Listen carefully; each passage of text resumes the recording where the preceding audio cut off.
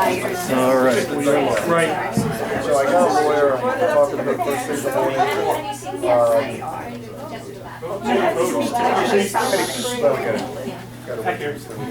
I don't think all the writers are here yet, but we need to get started because if they all come, we do have 16 writers to speak to us tonight. I'm Mark Pinto, Director of Adult Services here at Phoenixville Public Library. It's my pleasure to welcome you all, writers and listeners, to our spring open mic night for writers event that we, open mic night we have twice a year, spring and fall. Next one will be in October. And it's an event that I look forward to each time because I find it entertaining as well as inspiring and uplifting. And I'm sure those of you new to the event tonight will feel the same way. We've got an incredible amount of talent in the Phoenixville area, and as you know, libraries wouldn't be anything without writers to write books and other things that fill our space. So thank you for what you do. And thank you for what you do. Appreciate that. So I'll be drawing names at random to determine the order that the writers will be going in tonight. Each of you will have 5 minutes from when you get up to the podium to do your thing. You will hear an obnoxious alarm from my phone at the 5-minute mark, after which just wrap up as quickly as you can at that point. Let's see, what else? Oh, our writers support group, we have one here at the library that meets on the third Saturday of the month at 1 o'clock upstairs in our Harrop meeting room. Not sure when they're meeting in May because we're closed actually that the day that they're scheduled to meet. So more info on that. There's a flyer about our writers group on the table over there. All right, let me get to the box and get behind the camera and we'll get started. Did anybody else come in that didn't fill out a ticket? I know not everyone's here. Okay. All right, so our first writer tonight will be Roseanne Brooks. Roseanne McGrath Brooks is a Phoenixville-based author, editor, and college writing tutor. She recently published the 4th book in her Vacation Friends romance series. She has a BA in English and French and an MA in Humanities. Roseanne loves reading and writing about romance, but often wishes her own heroes and heroines would get together more quickly. Things that make her happy include living near family, writing about grammar, check out her website, www.roseannemcgrathbrooksauthor.com, bell choir, biking, running, skiing, and the Eagles. Read book 2. All right. Welcome, Roseanne.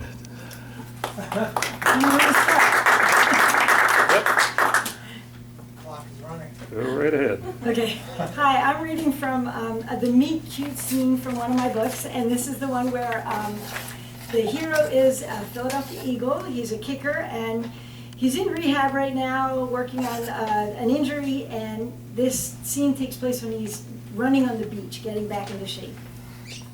When Caden finally began to feel a little winded and looked inland, he realized that he had run 2 blocks farther than he had on any previous run. It wasn't much, but it was definitely progress. He took a wide turn from the shoreline to the dunes to head back home. Several blocks from his house, he repeated his daily routine by starting to jog. About a block away, he slid to a walk and then stopped to stretch. Today, because it was so early, he didn't feel a need to check for onlookers. Therefore, when he was squatting down to stretch his ankles and Achilles tendons, it came as quite a surprise when someone plowed right into him from behind. His legs were strong, so the bump didn't knock him over completely, but he did get jostled, and he put his hand on the sand in front of him to avoid falling. The other runner, nearly as strong as he, Caden had thought at first impact, avoided falling as well, but stumbled several steps in front of him and finally stopped. When the runner jerked back to look at him, Caden was shocked to realize that his tackler was a woman. An athletic and beautiful woman, he thought, except that her mouth was open in an oval of horror. She clamped her mouth shut and then opened it again. I'm so sorry, she said almost on a wail. I was not paying attention. I haven't run in a while. I didn't mean to barrel you over. I'm so sorry. She blurted the last 4 sentences so quickly that Caden just barely understood what she was saying. She was now standing over him, and she reached her hand down in a gesture indicating that she wanted to help him stand up. Caden was perfectly fine, and he could have easily popped to his feet on his own. But hey, she was offering. He grinned and put his hand out to let her pull him up. "No harm, no foul," he said, reluctantly dropping her hand when he rose. "It was my fault as much as yours. This beach is usually empty, and I should have at least looked around first before getting into a squat. I was probably in your blind spot in these dunes." The oval was back on the woman's mouth, but it was less of a look of horror than of guilt now. She blatantly looked him up and down, probably to make sure he was okay. His smile broadened. Usually, when his female fans checked him out in such a transparent way, they were interested in something else. This woman was clearly concerned for his well-being. She was dressed in black running shorts and a faded turquoise t-shirt, the bulk of which had long ago lost most of its lettering. She was sweating, and her hair was sticking out, and she just looked so normal. Beautiful, but normal. And there was something endearing about that complete package. "I'm so sorry," she said more quietly this time. "I was the one who ran into you." Kaden was happy to have an excuse to take her hand again. "You're forgiven, and now that we've danced together, I think we should introduce ourselves." The woman's face, which was already flushed from her run and her collision with him, turned even redder. "I'm so sorry," she repeated. "I'm Abby." She shook their joined hands. "Wow, you have the most amazing green eyes. They really look like emeralds." She clasped her free hand over her mouth, and her own eyes widened like big blue-dyed Easter eggs. "Sorry," she mumbled around her hand. "I didn't mean to be weird. You just have very nice eyes." "Thank you," he replied, first enjoying her discomfort, and then realizing he was also enjoying keeping her hand in his. Both of their hands were sweaty, but her touch was soft yet strong, and he liked it. "My name is Kaden." Abby took her hand from her mouth and beamed. "Kaden, I love that name." Kaden leaned back in surprise, but it amused him that this Abby moved so quickly from one emotion to another. "Oh, it's the same name as my dad and brother's favorite football player." She gave a little shrug. "I just think it's a great name. If I had a son, I might name him Kaden. The name means companion or fighter. I think those two seemingly diverse possibilities are cool." Sorry, I'm babbling. I do that when I embarrass myself to death." "No worries." Hayden regretfully released Abby's hand. And then, because he couldn't help himself, he asked, "Favorite football player, eh?"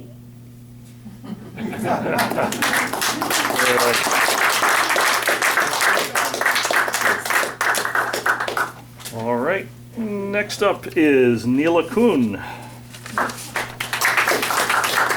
Neela Kuhn graduated from Tyler School of Art. She lives in Chester County, where she has a studio. She's a visual artist who writes poems. She's a member of Meeting House Writers, where they share their work and get support from the other writers. Welcome, Neela. Thank you. Hi, everyone. I'm going to read a few of my poems. I'm going to start with Tambourine Blues. Skinny open window frames, midnight sky. Blue shadow hemmed by wooden post. Dust motes drifting. Bat-like vegetable tang hangs upside down in a corner shroud. Wailing silence, a rotary phone sits attending. Savory kitchen aromas waft through windows. Icebox blue, twilight blue. Close your eyes, imagine shadow blue. In waves of blue, the past blurs as time flows. Nothing to hold on to blue. Dream tomorrow blue. Blueberries, blue plums, porgies swimming on blue ice. The crisp blue of collard greens, mustard greens, cool secret shadow, blue under fruit stands, alleyway blues, church music hallelujahs, hand clapping, foot stomping, tambourine thumping, summer night blues.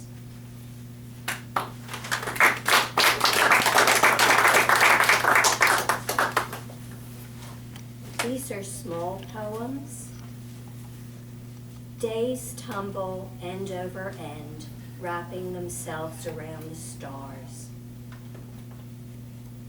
Bee balm dazzles hummingbirds and me. Bird bath with blue glaze nestles into wooden plank, waiting for small feet. Woven through the fabric of my days, time tumbles end over end.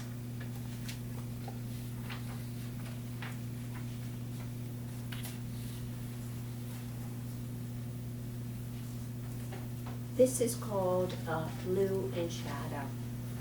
The blue in shadow flickers and settles on damp grass, wild strawberries. Blue dances across my hand as I pick bleeding heart in spring light, tinged with questions caressed by blush, carried on the wind.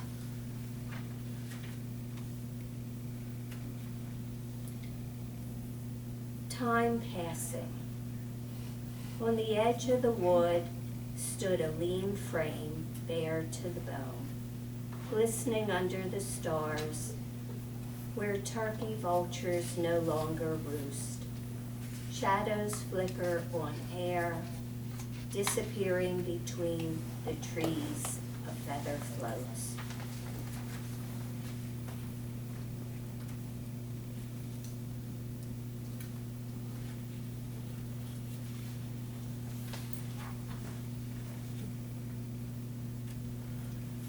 This is called October Rehab.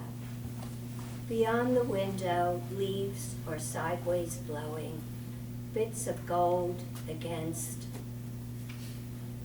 shadow. Strange, unfamiliar these trees are to me. I follow their branches through tangled lace as they dip and soar with the sun. Their vibrant color has faded as days pile up, the seasons rush on. Dancing above my head, shadows shift under them. I sit inside this room, my forehead against the glass. Here I dream of leaves blowing, bits of gold against shadow in the night.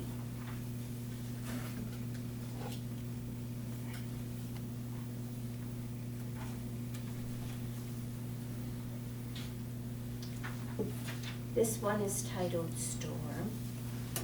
Summer storm, electric, crack and pop, rolling on the heels of sound. Over hill, tumbling thunder, bouncing off my rooftop. Tree leaves shatter teardrops onto sightless window wells of midnight black as storm spirals, wind swirl. Thank you.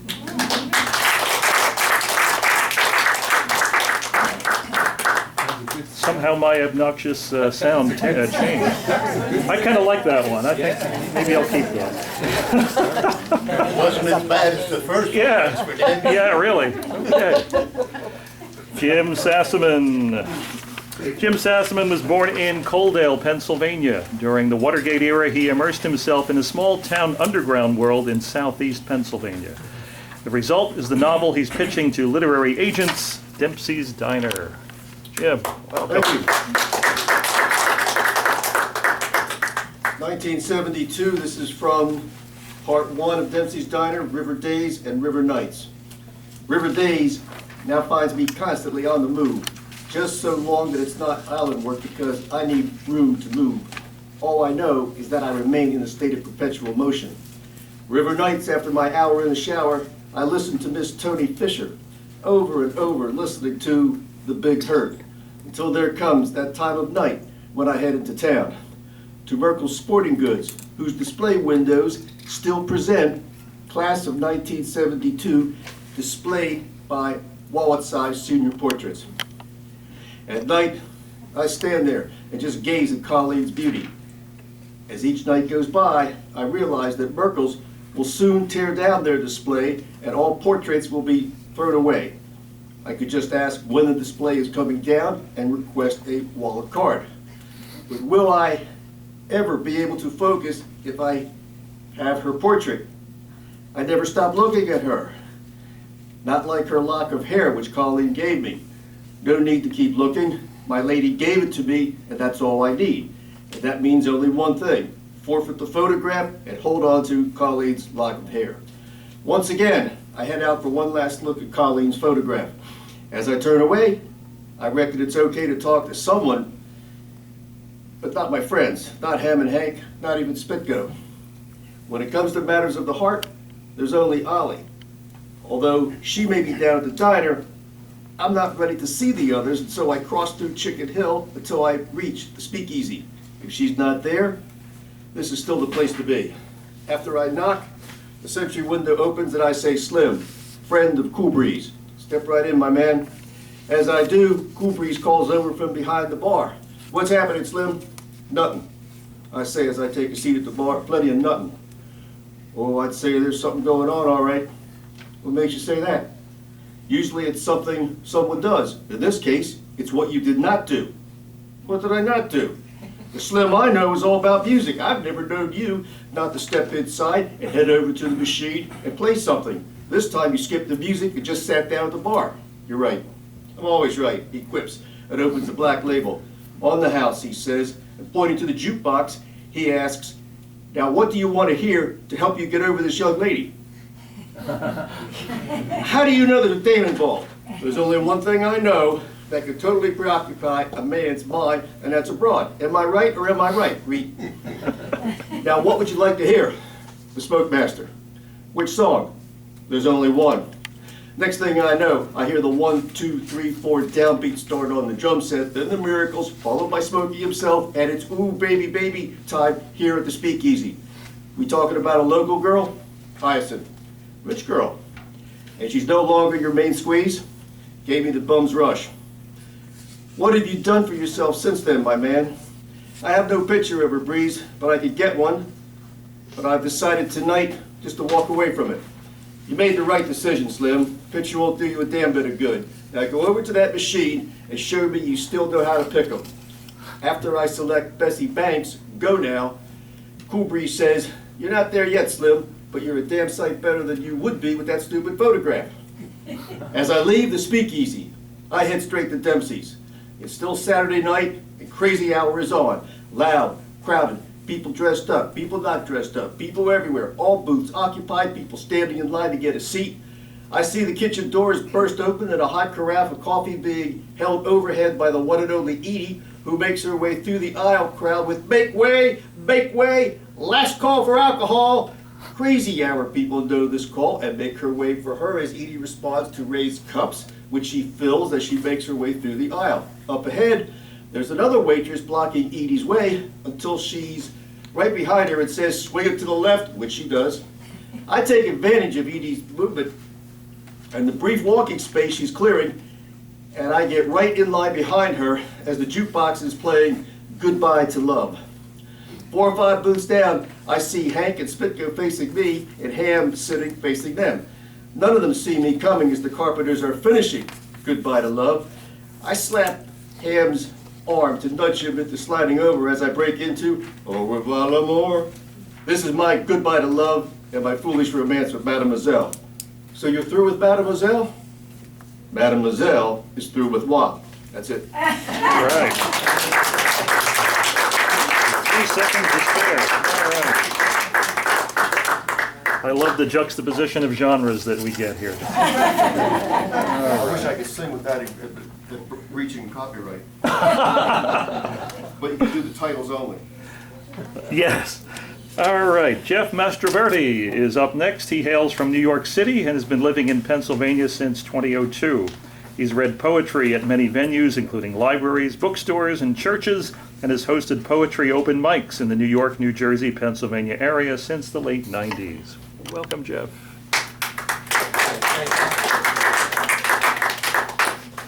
I'm going to do something a little different from the last 2 times. Last year, my father passed away on Easter, and it was a great day, actually, for him and me. And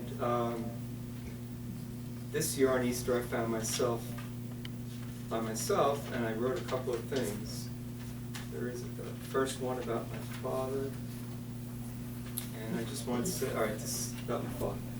I wrote something a lot better after he passed away, but I lost the words, so I ended up, this is what I ended up with. You handled dementia with grace and with the assistance of a one-of-a-kind home health aide. You focused on what you can do and not what you can no longer do. The day of your death, with a smile on your face, for hours before you left this world, I'm grateful to be with you on this day, on the last day of your life, and be able to tell you all that I respected about you, the things I once was angry about, but got over years ago. So that was that.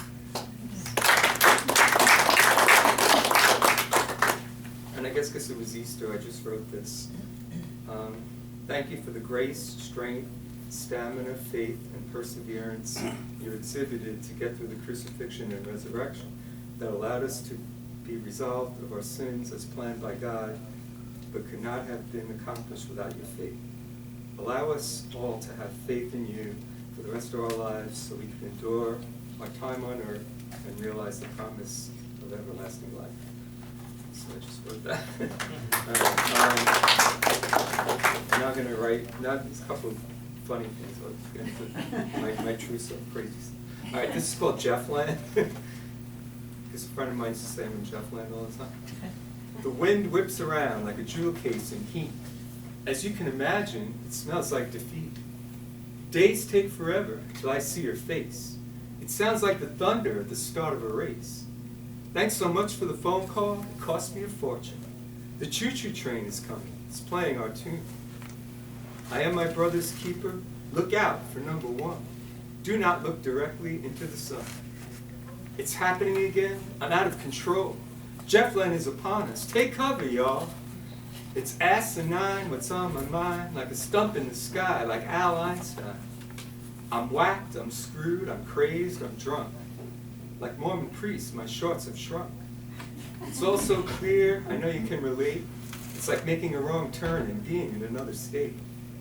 I'm not on drugs, I don't touch the stuff. I smell its aroma, that's good enough. Why all the tears? It's drowning out the laughter. 2,000 CDs, it sounds like disaster. The cool, calm water tastes like a steeple. My friends like to party with all the street people. Gave cause to express what Dad has always meant before commercialism left us room for the event.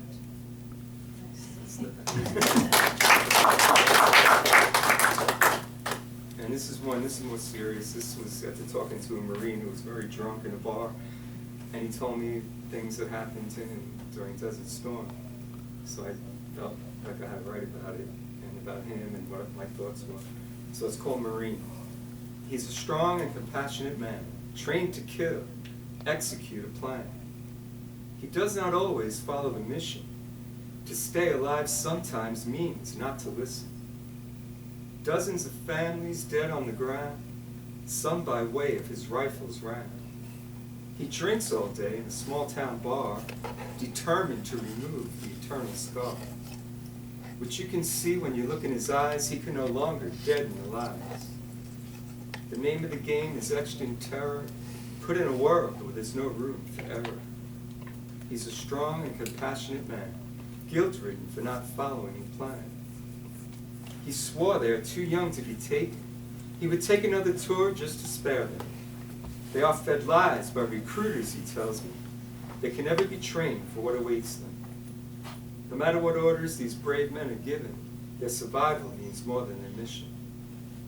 Some may believe war is not the answer, yet they fight and kill and say, yes, sir. He's still alive and his mission accomplished, despite orders given, not taken. Eats away at him unwittingly, a Marine forced to kill unwillingly.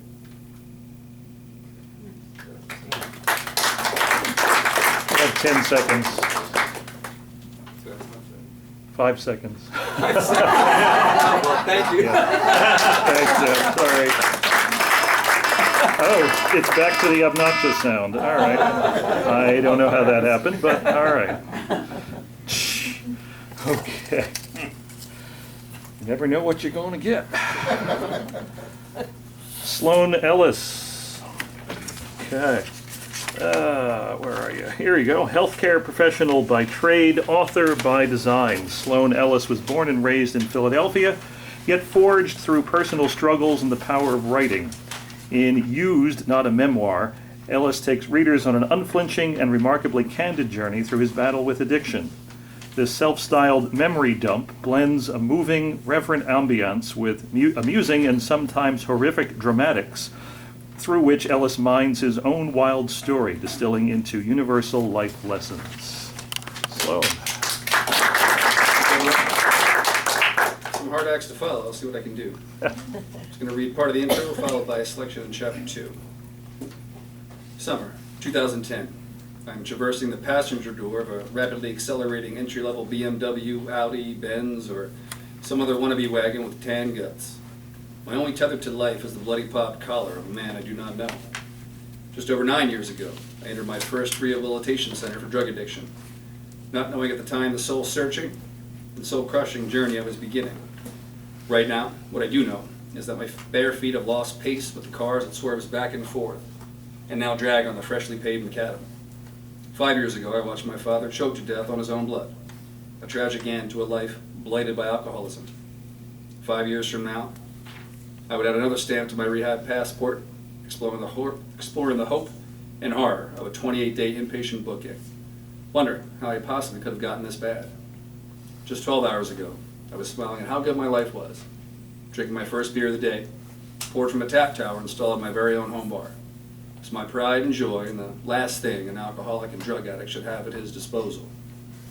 12 hours from now, I'm lying to my wife about why the top of my foot is missing.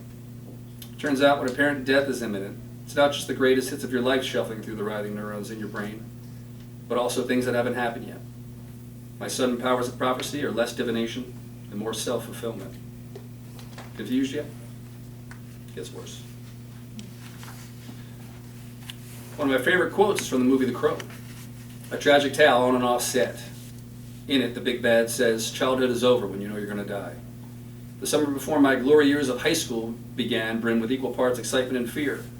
Reagan's Cold War tenure was thawing out, plowing the way for H-Dub's eventual Desert Storm. My best friend Chris and I went everywhere together, taking turns stretching the giant cotton ball over-ear headphones from his knockoff Walkman around our heads. And walk we did, and rode. Half tunes will travel, as it were. We were predominantly metalheads, but would not hit the stop button on some classic rock or vintage hip-hop. Back then it was just hip-hop. We hiked to our local strip mall, stacked with a dope arcade, comic shop, movie theater, and Baskin-Robbins at the time it took both sides of Beastie Boys' License to Ill to roll through. Iron Maiden, Megadeth, and Pink Floyd's The Wall made up the soundtrack for our Spielbergian Kids on Bikes jaunts through Pennypack Park in northeast Philadelphia. Exploring trails, the rope swinging around a century-old oak tree, and the mysteries of the cave behind the biggest waterfall in the creek, as we cursed with the Mid-Atlantic brogue, or the colloquial Philly accent, referred to the Pennypack Creek. Got into some curfew violations, scuffles with some public school kids. For the most part, we were still innocent with an edge. Chris and I had been friends since the original Kenner Star Wars figures were sold in toy stores, and 80s music was the only music. He's one of those people in your life where years would pass without contact, yet when you reunite, it is like no time had passed. He was my friend and brother in arms in my war with life, so mere weeks before we could trade in our Catholic school clip-on tie and slacks for the classic Kmart clip-on tie and jacket of high school, when I asked him to help me find my missing daddy, without a word, he grabbed his Walkman, a handful of tapes, and off we went.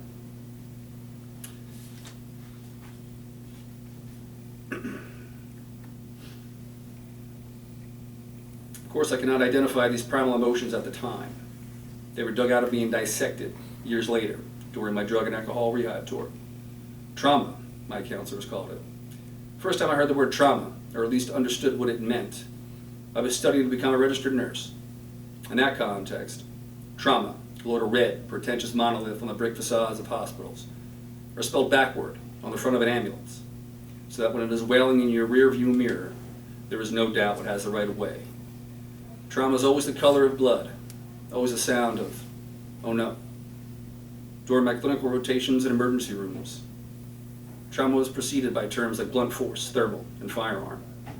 Bilateral axial loading trauma is what happens when you dive headfirst into a shallow pool.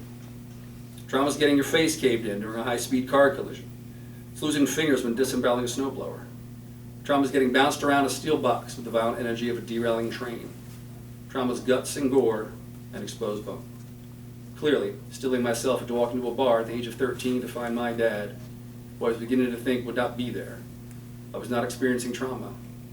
All I knew was that my heart was pounding the way it was when I was tearing through the water during a swim meet. My chest was tight, and I worked to breathe the way I would when allergy-induced asthma attacked my lungs. In that moment, my shadow sliding up the rotting door of what may as well have been a mausoleum. I had no idea why.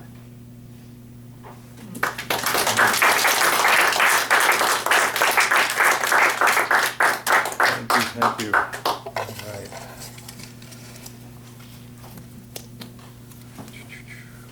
Dan Erdman. Dan Erdman is winding down a technical career as an environmental consultant and licensed geologist, while unretiring the other side of his brain and increasingly engaging in creative writing and performance of spoken word. He's no longer predicting when he will publish his collections, except to commit that it will happen sometime during the Cenozoic era. He says that he's lost track of what he's read here at open mics in the past, so he's only going to read pieces written since the last open mic in October to make sure he's not offering reruns. Thank you, Mark. Thank you, Dan. This past February, when it was constantly cold every day, we picked up the RV and we just headed south. 2 dogs to camper, and I'm driving down Route 81 on the west side of Virginia, looking at the Blue Ridge Mountains, and thinking of the Appalachian orogeny. Orogeny is a geological word meaning mountain building process when African plates and U.S. plates had collided.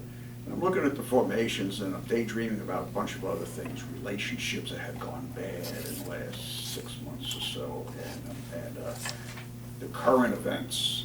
And I'm thinking about a friend of mine that was in Peace Corps many decades ago, and a phrase that he had shared with me, Yabaste Zamba, and that's a word from the Lingala language of West Africa, and that's the title of this song, and it'll be, meaning of it will be in here. Down the axis of a long syncline toward dull dark swampland, and orogeny vomits 2 tall mountains from a molehill, after which they stand on peaks apart. One yells from his precipice, "All relations end poorly, all of them." Too much wind to hear from the other peak, so Mary slides down the back slope into the jungle. Joins the Peace Corps. Eats charred animals from the forest, gathered and cooked by villagers. Yapas de Zamba. All the charred animals are called Yapas de Zamba, all of them.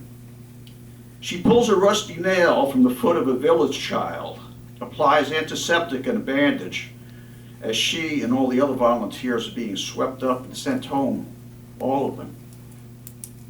She rolls a rusty nail in her hand on the flight out, thinks of the child's bandaged foot, hopes he can hobble to hide in the forest, as she reads that his village is being strip mined by a foreign army for iron ore.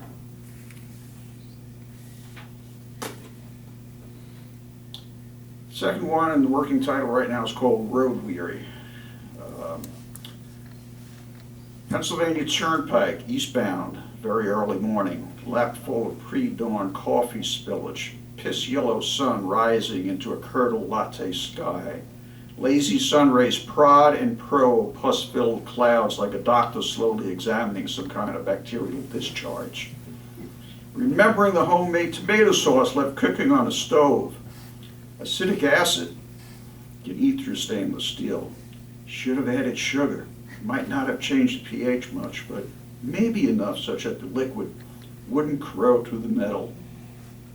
Drip on a burner, extinguish the flame, fill the house with gas, and be ignited by some random static electricity.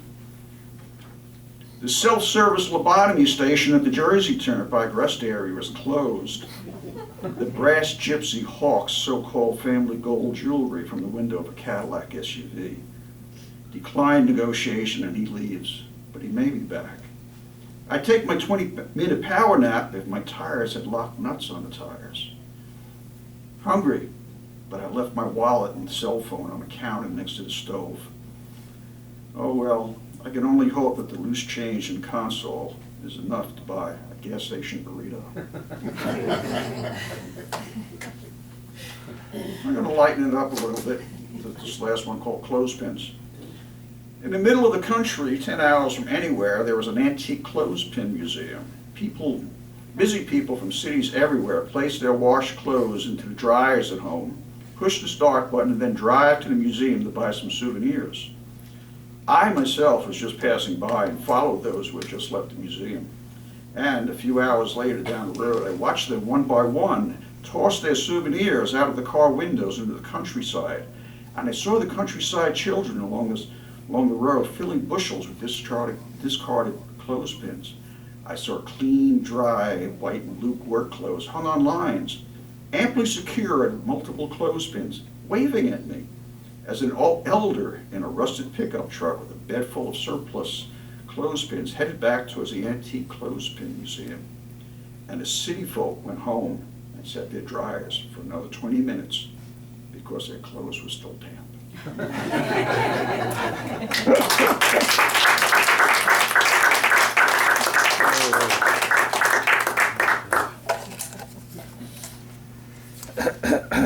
We have Pamela Kripke.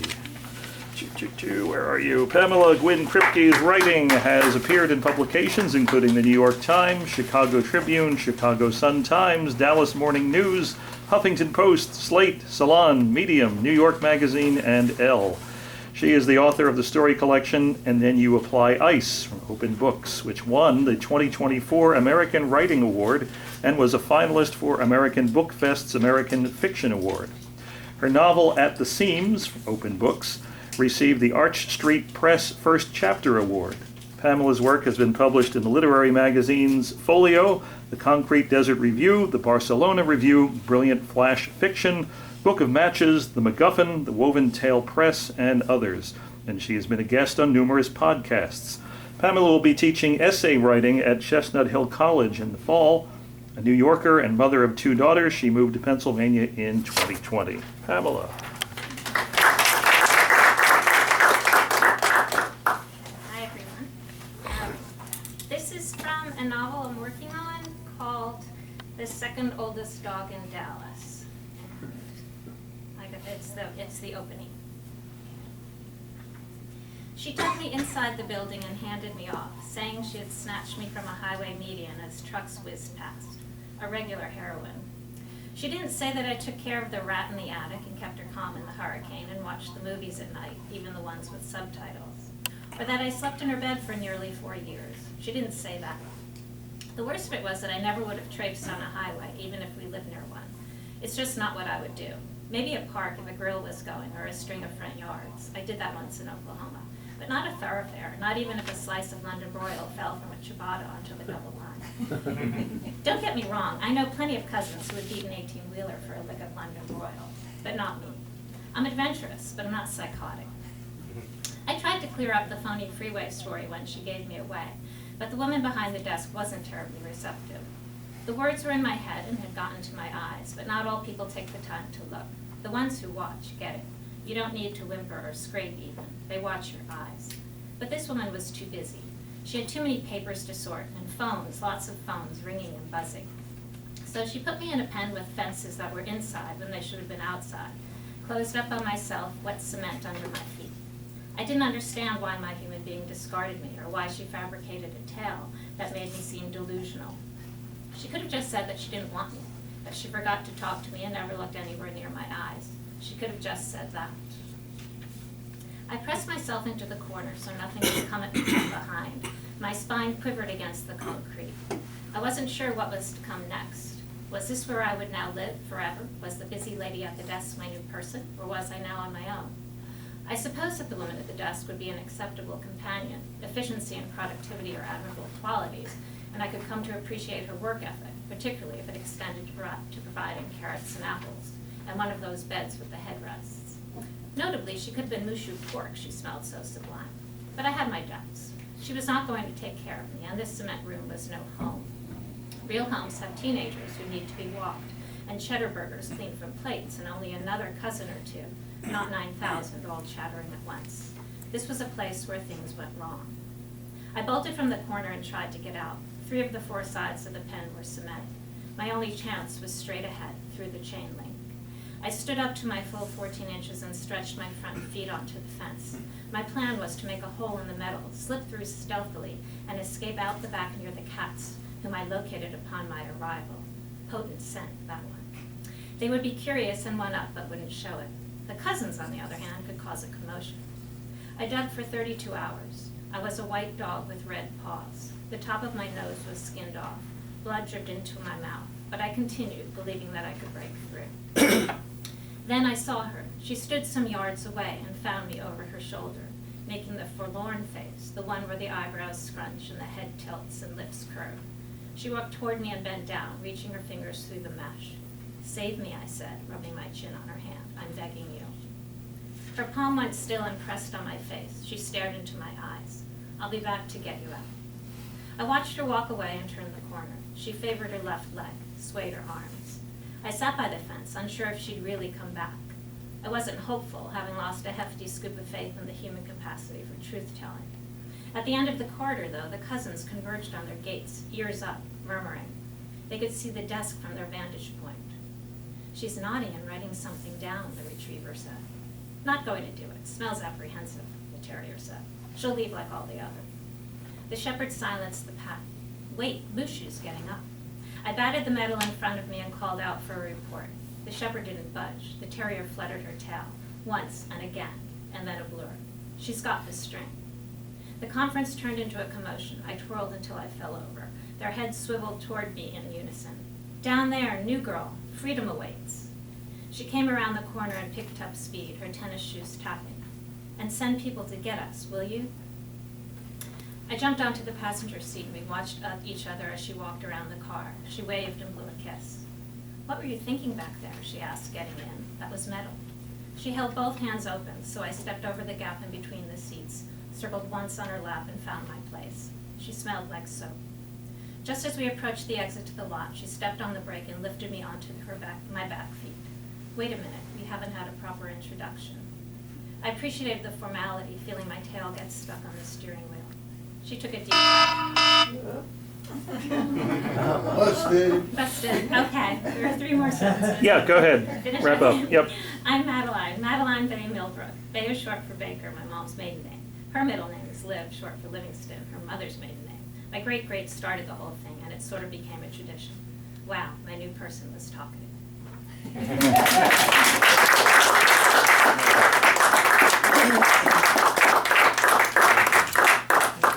Thank you. All right. Gary Zenker doesn't get to go last tonight. How about that? By day, Gary Zenker creates marketing strategies and copy for a variety of business needs. By night, he occasionally writes flash fiction, which has appeared in a number of online and print publications. He is the founder and facilitator of the Mainline Writers Group and the Wilmington Chadds Ford Writers Group, as well as the organizer of Noir at a Bar readings for local authors. Gary. Inconvenience. "Put all the money from the register in here," she whispered as the baby tote hit the counter. The thick plaid scarf enveloping her head and wide sunglasses covering most of her face were unnecessary for 9:30 p.m. and should have been a clear clue to her intentions when she entered. "A stick-up," the teenager repeated loudly in an attempt to alert anyone in the area. There was no one. He'd been alone for 20 minutes playing Candy Crush on his phone when she walked in. "Shh, you'll wake him." The gun showed just below the baby she was lightly rocking in her arm. But, he stammered. She shushed him again, this time wiggling the gun a bit for effect. "I know how bad this looks. It looks like I'm a bad mom. I'm not. I'm a good mom," she continued in a soft voice. "We had a schedule. Sister at 9, I'd go and do my business, and I'm back by 10:30. But my sitter canceled at the last second. She's unreliable. I have a schedule. What was I supposed to do?" The clerk's cell phone started buzzing. "I should get that," he said. "It could be my mom." "Let it ring. Open the register." She jiggled the gun lightly. And just because I have a baby doesn't mean I won't shoot you if I have to. I'll aim for your boy parts. You understand? He shook visibly and fumbled with the register, thinking about the damage that might do to him. Open it, she whispered. I'm trying. I'm nervous. This is my first robbery. Well, then let's see a little more opening and a little less shaking. I've got other stops to make. The supermarket, the gas station. You're robbing them too? No, she said. I have to pick up food for a dinner party I'm having. I'm not an animal. I don't rob every place I go. Good God, let me do it. And she moved behind the counter. Hold him. And she handed her the baby to the teenager. She watched him cradle the baby in his arm for several moments, then scanned a pack of gum to open the register and scooped its contents from the bag. How much do you get paid for working in this dump? $7.25 an hour. She smiled at him in a way that suddenly made him feel pathetic. And all the soda fountains, all the fountain soda and day-old donuts I want.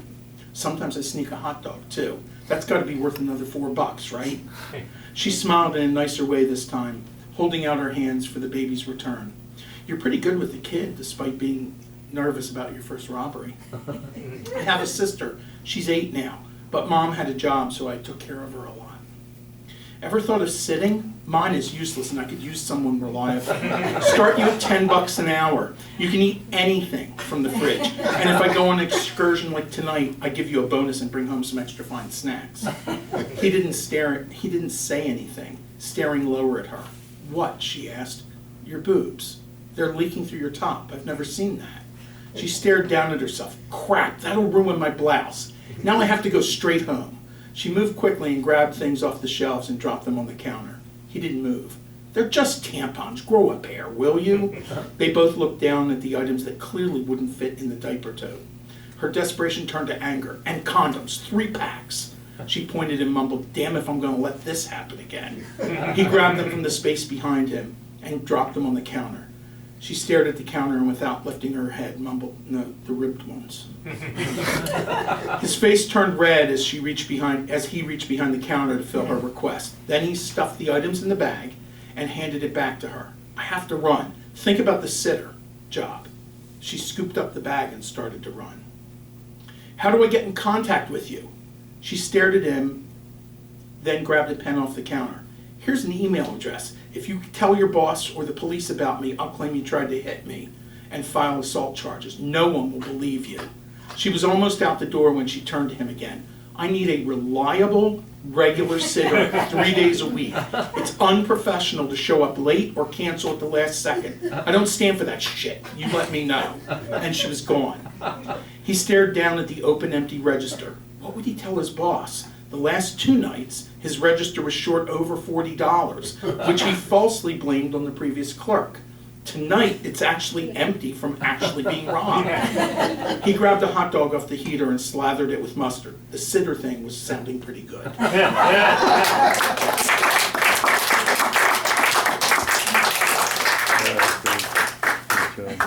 right. Okay. Cass Sobey continues living a life of curiosity. C.K. Sobey is Cass's nom de plume. In 2020, she retired from her most current professional businesses, hypnotherapy and facilitating creative workshops, to spend more time re-envisioning the next phase of her life. Cass has lived in the Valley Forge area of Pennsylvania since 1999 after returning to the East Coast. She previously lived in California. There's usually something fragrant cooking in her kitchen for one or more. One of the many rituals she enjoys besides cooking is walking. She has written and published 4 books. CK's writing has been featured in several publications: The Reflectionary, Publishers Weekly, Reader's Views, Inside Scoop, The Midwest Review, and 101 Words. Read more about Cass, her books, and posts at www.innerharvesting.com, and feel free to reach out to her at casssobey@gmail.com.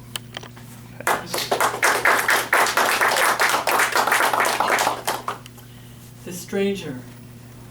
I stayed with my grandparents in Long Island every summer when I was a young girl, and every evening during those summers, my grandmother would drive us to the train station in their large Oldsmobile to wait for my grandfather to return home from work in the city. But the memory of one night never leaves me. One evening, as we were waiting for the train to bring Papa home, there was absolutely no breeze, and the evening was ominously quiet. A storm is coming, I thought. The village priest, Father Stephan, came over to say hello and chat with us. I heard the train approach, feeling the hot summer air beginning to stir. There was a sense of excitement as everyone at the station just waited. The massive train wheels screeched and whistled.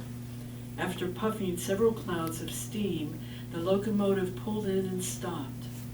People began getting off, and Papa walked down the steps and joined us. We remained waiting with Father Stephan.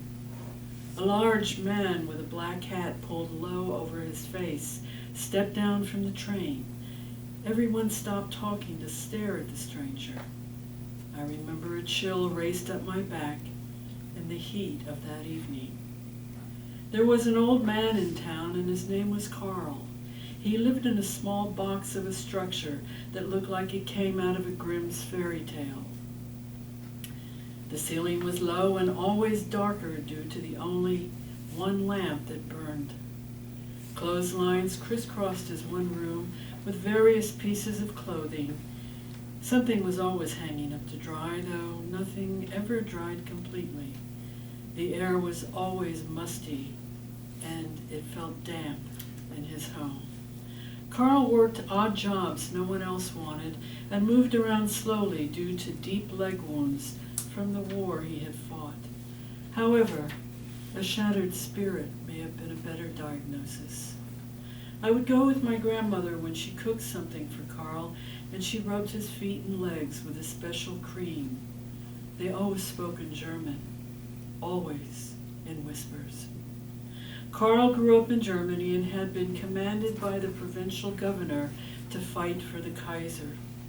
When Carl was a soldier, he found himself in a bunker among dozens of men who had lost count of the days and months. Frigid cold and ice continued day after day. Men were freezing to death. Machines spewed fires, and constant screams surrounded them. As the story goes, one Christmas Eve, something extraordinary occurred. All sides stopped bombing long enough to hear a lone man singing. He was singing Silent Night. Other voices joined in around the camps, and an informal truce began.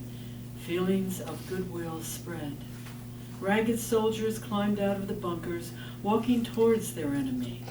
Foodstuffs and bottles were passed around. Trembling, icy hands grasped others. Men who could walk cried while witnessing the injuries on all sides, and for those that couldn't walk, others brought them whatever cheer they could. Carl became friends with a soldier from the other side, and a genuine friendship grew. They continued to stay in touch through the years, and when Carl emigrated, he befriended Father Stephan and revealed his story.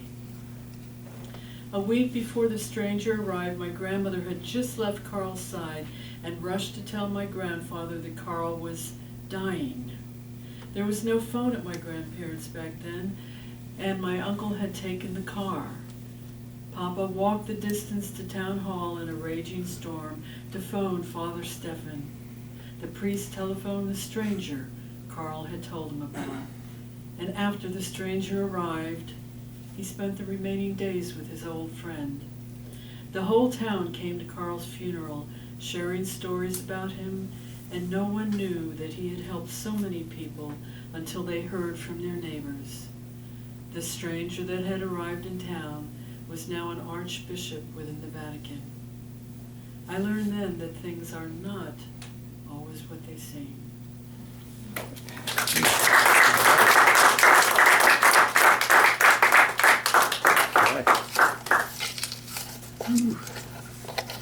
All right, moving along to Evan. Evan Harbaugh is a mental health therapist by profession, but he writes in his spare time. He generally writes across genres, including romance, adventure, and sci-fi/fantasy.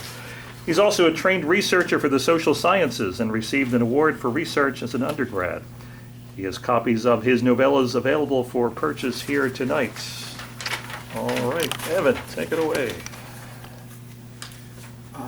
Just for some context, this is the prologue for will probably be a full-length novel, and it just kind of is meant to kind of give a little bit of background, even though I know traditionally prologues are considered superfluous, but I think this is kind of, you can start at chapter 1 and you won't really miss anything, but I just felt like this is an interesting beginning. Okay. On a spacecraft orbiting Earth, the president was seated behind the Resolute desk in a replica of the Oval Office. The U.S. president looked into the camera. She spoke the words she had so compulsively rehearsed, seated with her hands folded. Earth is on the brink of cataclysm. Elena Tess pursed her lips. But humanity can survive, and it must. She unfolded her hands and laid them flat on the desk. In approximately 5 weeks' time, a nearby star will supernova and saturate our planet with gamma radiation, destroying our ozone layer, and therefore leaving no defense for the ultraviolet radiation contained in our own star's sunlight. She stood and began to walk slowly around the desk. Every major cultural group on Earth has constructed a fleet of starships that will allow humanity to colonize other inhabitable planets. She clenched her fists. This transmission is a goodbye for those we have left behind, to give you solace that we only did what had to be done to save what we could and leave what we couldn't. She closed her eyes. Farewell, my brothers and sisters. She opened them once more. May God have mercy on us all.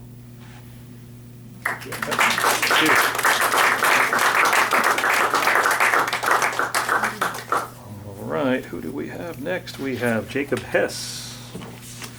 Where are you, Jacob? There you are. Jacob Hess grew up in Oregon and received a Master of Divinity from Western Seminary in Portland, Oregon. His years in school grew his passion for writing and reading, but he has always had a love for stories, whether they're told with pen and page or the rhythms and rhymes of song. Through his stories, Jacob seeks to build on the tried and true pillars of tales centuries old, stories that connect to our deepest longings and speak to our greatest fears. Recently, he has relocated to Phoenixville from Seattle, Washington, with his wife Alexa to be pastor at a local church. Jacob, welcome. This is from my book, The Bright Abyss, prologue. Due to the dim lighting of the room, it took a few moments for Jeremiah's eyes to adjust. When they did, he could see his father in his bed with a doctor over him, rubbing her chin. When the doctor first arrived, Jeremiah overheard her telling his mother that this was her last visit in a long night of visits. Jeremiah had also heard the slight whispers of his father in the doctor's ear. There's something unnatural about this plague. It's them, I tell you. You have to stop them.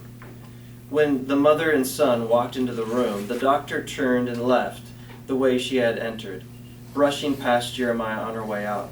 Jeremiah hardly noticed. He was watching his father. His father sat upright in bed. His dark skin was abnormally pale, and both his body and black hair were covered in sweat. His brown eyes, which used to be so full of life, were dimly lit, and dark circles hung underneath. Even so, he gave the pair a smile, lighting up his face in a hauntingly beautiful way. "Come here, my son," he said to Jeremiah, stretching out his arms. Jeremiah let go of his mother's hand and made his way over to his father's side. "Are you going to be all right, Papa?" Jeremiah asked. The sick father took his child's hand and pressed it against his chest as he lay back and gave another smile. "Don't worry about me, my dear boy. I wanted to give you something to keep for me. Do you think you could do that?" he asked as he pulled out an amulet out from underneath his shirt. Jeremiah knew the item well. A small golden circle with a white gem in its center, covered in swirls and the imprints of strange desert flowers. It hung from an old Ciron chain.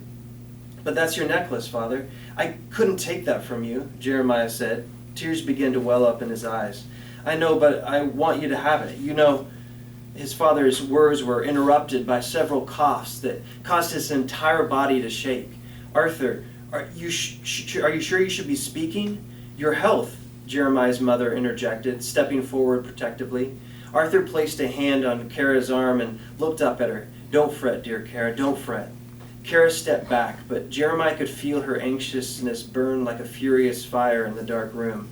As I was saying, my son, Arthur continued, I want you to hold on to it for me. He held up the inconspicuous item and smiled. One day this little heirloom will take you to the stars and back again. You will finally have those adventures you're always talking about, just like in the times of our people long ago. But this isn't another one of your stories, Papa. You're really sick and I don't know what to do, Jeremiah stammered. Ah, you were always one to be unsure of yourself. I'll tell you what you're going to do. You're going to grow up and take care of your mother for me. You're going to be the man I always dreamt of becoming. Tears began to fill the old father's eyes. There's a light in you, son. You may not see it now, but you are destined for great things. Remember the stories, my boy. They were all true, truer than life itself. And always remember, no good thing ever dies. Arthur began to cough again, this time uncontrollably. His body shook with such force that the old Ciron chain around his neck broke and the amulet fell into Jeremiah's open palm. Oh, stop it, Kara yelled. Stop it, you foolish man. This isn't one of your old fairy tales. You're not leaving me. You're not leaving your son.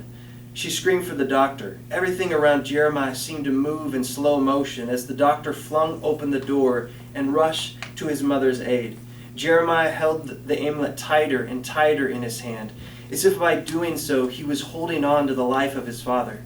He stood frozen by fear and bewilderment, not knowing whether to run to his mother's side or flee into the dark, drenched streets. It took only a moment's thought to make up his mind. Jeremiah rushed through the house and out onto the street outside. He wasn't thinking about where he was going. He just ran and wished he could fly. The rain poured down upon him, and the puddles under his feet shot up water against his legs. He closed his eyes and kept going, kept running. He heard his mother crying his name, but nothing deterred his onward sprint into the dreary morning smog. More than he himself knew, he was trying to outrun death. As if by some magic, he could run away from his father's sickness, only to return to find him resurrected, with that same smile that had always put his timid heart at ease. A crash of thunder turned his gaze upward, but this was no thunder. The sky was on fire, lit up in hues of orange and red. Another crash, this one closer, shook Jeremiah's footing, and he fell to the ground. Wet all over, Jeremiah got to his feet to find the sky falling all around him. Burning, crashing, and screaming filled his ears. It was all darkness, all shadow, all death, except for one small family heirloom which pierced through it all like the light of life itself, held tightly in the boy's hand, held as if it were the only thing that kept the nothingness of death at bay. All right.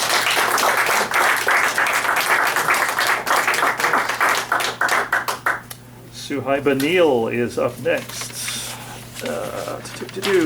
Suhaiba Neal is an author, speaker, consultant, and certified behavioral assessment specialist. Her book, Like a Girl, 22 Leadership Lessons for Women on the Rise, is based on her own experience of growing up with all brothers and working in 3 male-dominated industries over the past 25 years. She shares her lessons to encourage and empower other women on the rise to live authentically based on their own personal definitions of leadership.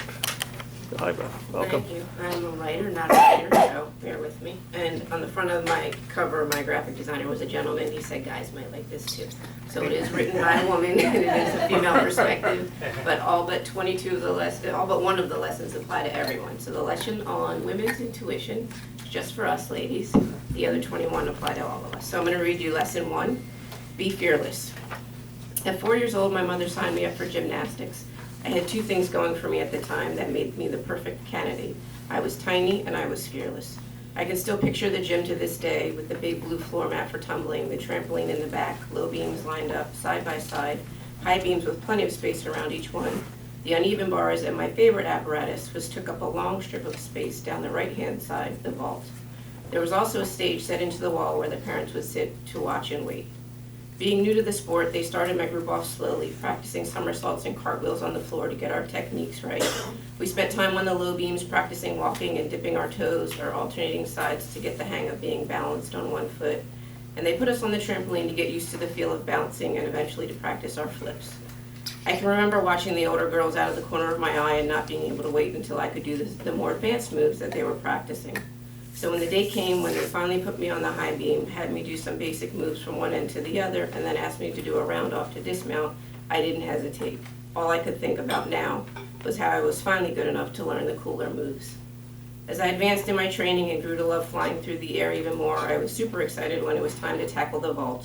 For some reason, running full speed at an immovable object that was taller than me, wider than me, and probably outweighed me by a ton may seem crazy, but it was the ultimate rush for me. It also required my full concentration and attention. One misstep as you approach the springboard could result in any number of mishaps, and yet it was still my favorite thing to do. I'd line myself up, take a deep breath, then take off running. As I got closer to the springboard, I would shorten or lengthen my stride to do my best to hit it square on in the middle, and up, up, up, and over I would go. Those few seconds of flying through the air were truly exhilarating, and I couldn't wait to get back in line and have another go at it. I also loved the uneven bars and that split second when you were suspended in midair as you let go of the high bar to come back down to the lower one. This too could have ended with me splayed out on the mat if I didn't get the timing and extension of my body just right, but I never thought about that possibility or that I couldn't do it, but rather of what it was going to take to make sure my hands connected. What I've realized in reflecting back on this is that fear is taught and learned, and mostly through negative experiences. At every practice, my mother was sitting up on that stage watching me, and never once did she yell out to me, "No, that's too dangerous," or "You can't do that, you're too little." Instead, she sat quietly and was probably a little nervous at times, and smiled down at me after I completed a difficult task and looked up for her approval. No one in that gym ever told me I couldn't do something. They may have asked here and there if I was sure I was ready to try, but always encouraged me to push myself and grow to be better and stronger than I was the last time. Gymnastics, like all sports, is about consistency, about being able to do something the same way over and over until it becomes second nature. If fear creeps in, that's what you'll get over and over again, more and more fear. You'll be done before you set foot on the mat because you'll be too afraid to try. As a mother of stepchildren and now parenting a teenager of my own, who could be quite a handful as a toddler, she's now 20 by the way, I also know that children are often fearless because they don't know any better. They haven't fallen off the swing set yet, or off of a bike, or out of a tree and scraped their knee, elbow, or knuckles.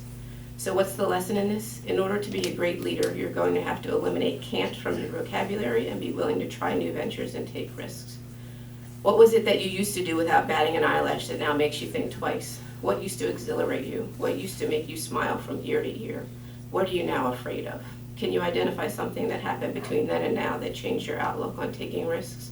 It may have been a minor event, or it may have been a major one, but if you can identify it, you can address it, and if you can address it, you can overcome it. You have to be willing to look fear in the eye and move forward, despite being afraid and regardless of what the outcome may be. There's a great quote that comes to mind: sometimes you win, and sometimes you learn. So here's to getting back to being fearless.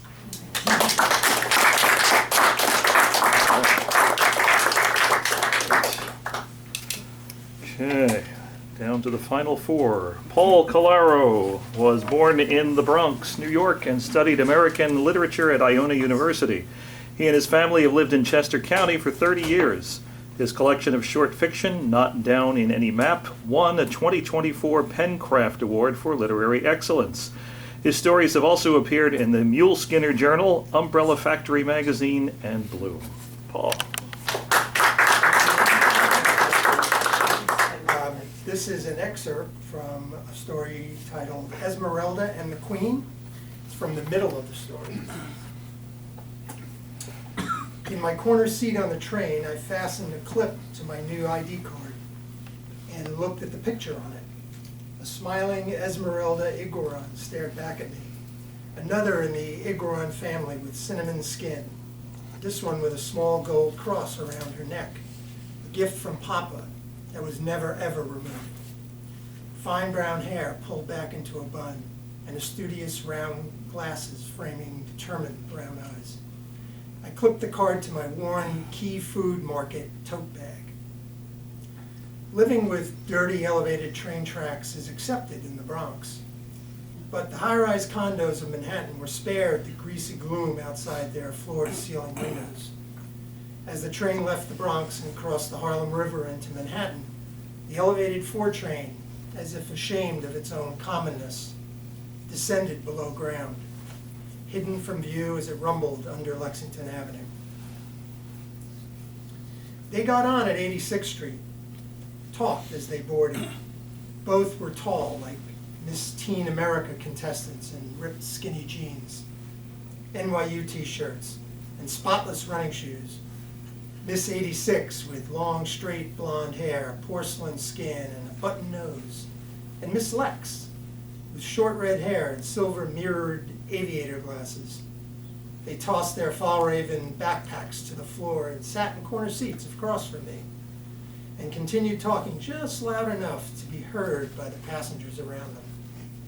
Saturday night after we went back to the house, did you see Jeremy and Lucy sneak back to the beach, said Miss 86, as she used both slender hands to toss her long hair behind her shoulders. Yeah, Lucy says she's obsessed with him. She said they've been doing it for weeks, at her beach house, at the home, in the city, when her mom and dad are working, basically everywhere. Her mom's clueless, said Miss Lex. I looked down at my phone, trying not to care as they chattered on about family vacations, new jewelry, and their recent pedicures. I had ripped, cool-looking jeans at home, too. Mama screamed the day I brought them home from the store. They're ripped! New jeans with holes! Mama, they're what everybody wears now. No, no, you can't wear these, Esme. Please, don't. Mama, why are you so upset? They're just jeans. Watching my mother as she put her palms to her cheeks with a heartbreak in her eyes that I couldn't comprehend, I felt my lower lip quiver and I couldn't stop the flow of my own tears. In the little we ever had, Mama and Papa could always find something valuable to hold up to friends and strangers. Things well known to hard-working janitors and maids, but not always to their children. They weren't things you could buy. They were things that would define us. The Iguaron family is decent, proud, worthy, respectable. In that moment, I realized that my vanity had betrayed those things, the most valuable things Mama and Papa ever possessed. I kept those ripped jeans. They're still in my closet, but I've never worn them.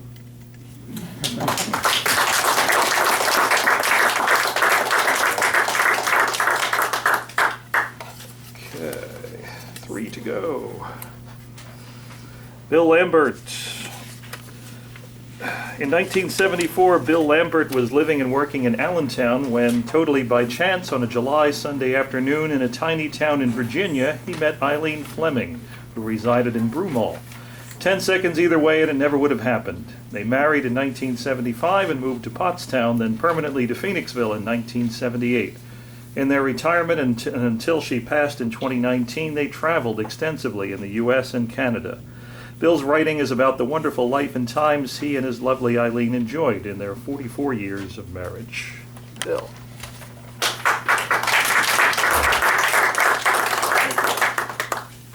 When Eileen and I met, we both were smokers and had been since our teens. Back then, smoking was cool, and not to smoke was unusual. There was promotional propaganda everywhere, and to start indulging in one's teens was almost considered a rite of passage. And we both individually bought into the scam. Of course, it didn't help that her widowed mother and my father both smoked, and neither of us could remember them not doing so. But in the late 70s, the tide started to turn due to the overwhelming evidence of severe health consequences involved and major lawsuits against tobacco companies, which led to the prohibition of all smoking-related advertising and promotional activities. Slowly but surely, it became trendy not to smoke, and businesses and workplaces in most of the country became smoke-free. Even though neither of us had to contend with smoking prohibitions at our jobs, we talked about quitting from time to time and felt it would be a good thing to pursue. In order to simplify our habits, we settled on just one brand of cigarette for both of us, and we kept a carton of them in a kitchen drawer. On a late October 1981 Friday night, we finished a pack just before bedtime. Her mother's place had the old-fashioned type of window screens and storm windows, which hung on outside hooks and needed to be swapped every spring and fall. And we arranged a visit for the next day to handle the chore, which included washing the windows, both storm and conventional.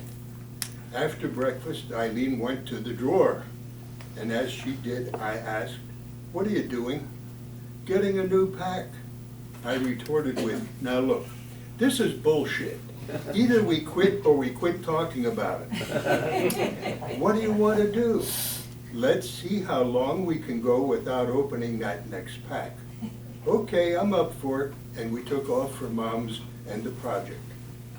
As I mentioned, Mom did smoke, but due to the nature of the job, there was an ample supply of fresh air, so the impact of the smoke was lessened.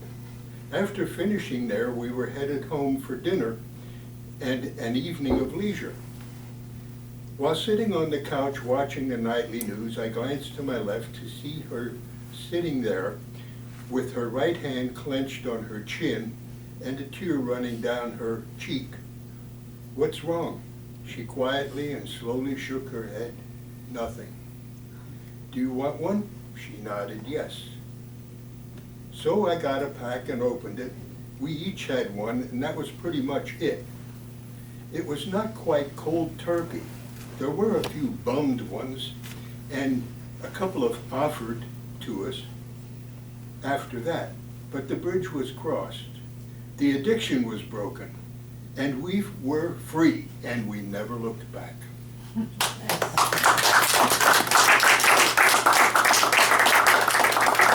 right, Bill. Addictions are a bitch, aren't they? Sure are.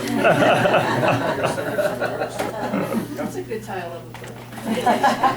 All right, we have Janice O'Brien. In her professional career, Janice O'Brien was an art, brand, and marketing director, all involving extensive promotional and business writing. Despite being a designer, O'Brien loved to write, publishing 2 books, Poems I Wrote When I Wasn't Talking, and Eating My Way Through Life. O'Brien has been a Phoenixville resident for 9 years. Janice.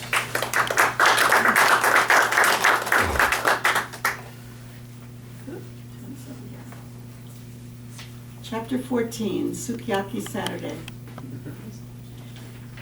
From the minute I stepped through the red lacquered door, I was in love. A woman wearing an exquisite silk kimono and obi greeted us. White makeup covered her face to contrast her scarlet lips. With an ivory comb pushed into her shiny hair, I thought she looked flawless. She bowed with only smiling eyes. Grandpa reciprocated by bowing and greeting her in Japanese. Grandpa spoke Japanese. She motioned for us to follow her. We passed a bar with colorful paper lanterns strung along the ceiling. In the main dining area, delicate glass wind chimes hung from the large light fixtures. Private rooms lined both sides, and we could see the shadows of patrons seated at the traditional low tables behind translucent walls. In this quiet place, noise from the city streets did not intrude. The hostess led us to a room where the walls were made from rice paper panels on wooden frames. A standard-sized table and chairs sat in the middle of the room. Since my grandparents were in their late 60s, they were not interested or probably not capable of sitting on the floor to eat their meal. Once seated, a woman came in to offer us a hot, damp towel called the oshibori to freshen our hands. The thoughtfulness displayed in this ritual strengthened my affection for the Japanese even more. Inside the restaurant, I was transported to a place I had never been. The serene setting in the restaurant was unlike anything I had ever visited. Within minutes, I knew I wanted to visit Japan. I knew I wanted to learn Japanese. I wanted to be Japanese. That Saturday had a tremendous impact on my view of food, culture, and art for the rest of my life. First, the waiter wheeled in a portable cart with some sort of hot plate or burner. He set it aside on the table. Was he cooking in front of us? Next, he delivered a black cast iron pot to be put on the burner. I watched every move he made. Whoops, sorry. I don't read either. I watched every move he made. He was cooking at the table. On his third trip, he carried the tray of food. He announced that he was making sukiyaki. He pointed and described each ingredient: thinly sliced beef, cabbage, green onions, mushrooms, noodles, dashi, mirin, and soy sauce. Discovering Japanese food and culture was a significant day in my childhood. My first Japanese meal remains a vivid memory. Sukiyaki became a family favorite. Grandma did her best to replicate the dish at home, but not having access to dashi or mirin in the late 1950s, it never tasted as authentic as it did in the New York City restaurant. After lunch, my grandparents took me to the Metropolitan Museum of Art to see the exhibit Costume and Decorative Arts of Japan. Grandpa worked with Japanese clients, respected their customs, and hoped after my introduction I would feel the same, and I did. I regret never visiting Japan. The long flight never appealed to me. Looking back, I wish I had pursued going on that journey.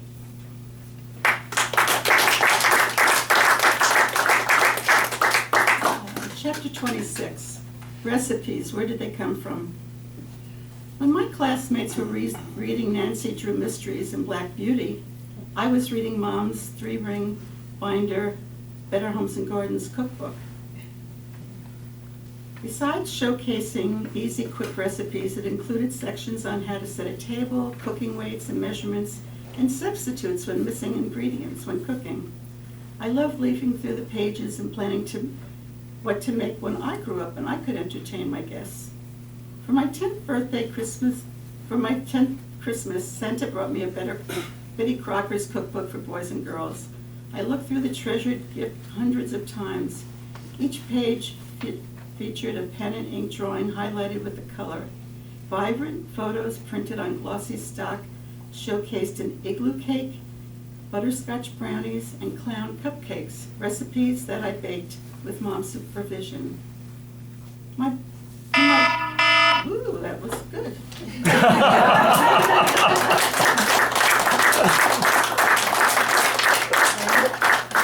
My book is also there at a fire sale because I'm getting a new cover, so my books are $5 each. All right, I'll mention that again at the end. And having the last word tonight is Holly Beebe, who is about to publish her children's story titled The Day When Daisy Learned to Dance. She has written over 25 stories about Daisy the dog and the lessons she learns from her many adventures. Holly often thinks in rhythm and rhyme and hasn't decided if this is a blessing or a curse. Tonight she will be reading Daisy and the Veggie Hater, based on her own dislike of veggies as a child and her tendency to feed them to the dog under the table. So I guess this is the only children's story being read tonight. Okay, Daisy and the Veggie Hater. Sue is the little girl, Daisy is the dog. Finish your veggies, Mom told Sue. But Sue was lost for what to do. I hate them, don't make me. She just sat there stubbornly. Then Sue really had to think, 'cause vegetables, they really stink. How could she get rid of these, the green and yucky peas? Daisy stared right up at Sue. She could show her what to do. Pass them down, I'll eat them up. I'll be your veggie garbage pup. Sue looked around and scooped them up, then fed them to her hungry pup. Daisy gobbled them so fast, the veggie problem solved at last. Sue kept feeding Daisy stuff, this veggie-eating ball of fluff. Then Daisy stopped to ask her why. Why don't you give them a try? Because they're yucky, Sue then said. But Daisy had a thought instead. Why don't you try them for me with some curiosity? Just a little bite, my dear. Give them a chance. No need to fear. Sue wrinkled up her button nose and said to Daisy, here it goes. Then she took a tiny bite and chewed it up without a fight. She looked at Daisy in the eye. I didn't gag. I didn't cry. See, said Daisy, what a girl. She grabbed her friend and gave a twirl. All you have to do is try. Then you'll start to wonder why. Why was I afraid of peas? I just ate those peas with ease. Huh, said Sue, I guess you're right. I was in a silly fight. There's no need to fight with peas. Would someone pass the veggies, please?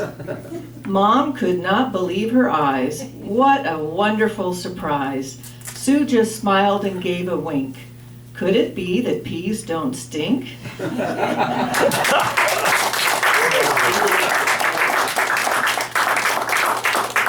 All right, I think we got everybody tonight. Thank you to all our writers. Wonderful program again. And please, before you guys leave, check out the books that are up there, written by some of the authors. Suhaib, did you bring? I do have more with me, yeah. Okay.